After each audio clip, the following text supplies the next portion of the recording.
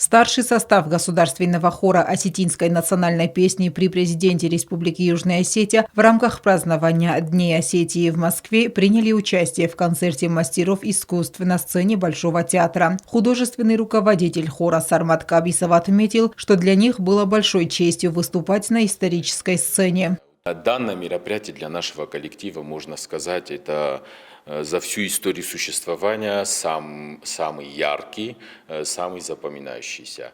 И, наверное, где-то в 100 лет один раз получается так, что коллектив национального характера, то есть коллектив, который исполняет национальные произведения, выходит на такой уровень.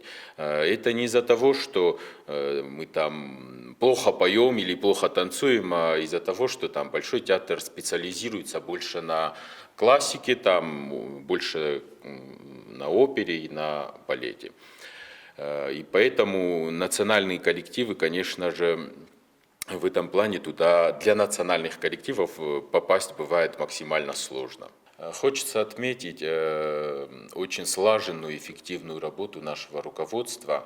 Если в Северной Осетии данное мероприятие, данные памятные даты были запланированы еще в 2019 году Владимиром Владимировичем Путиным, то наше руководство сумели это все организовать буквально за 1,5 месяца. За это им огромное спасибо от меня лично и от нашего коллектива тоже. Организаторы мероприятия отобрали с хора 11 человек. Далее уже в Северной Осетии начались совместные репетиции с хоровыми коллективами госансамбля «Симт» и Мариинского театра. Сармат Кабисов добавил, что благодаря участию в масштабном событии Осетия представила широкой публике богатую осетинскую культуру. Коллектив хора осетинской национальной песни исполнил 2 произведения. Присутствовало волнение, но мы справились, говорит главный дирижер хора Варлам Гаглоев.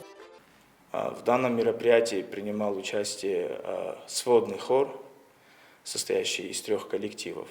Наш коллектив, хор государственного ансамбля «Симт» и хор Мариинского филиала под руководством Ольги Георгиевны Джанаевой. За очень короткое время мы подготовили 2 произведения.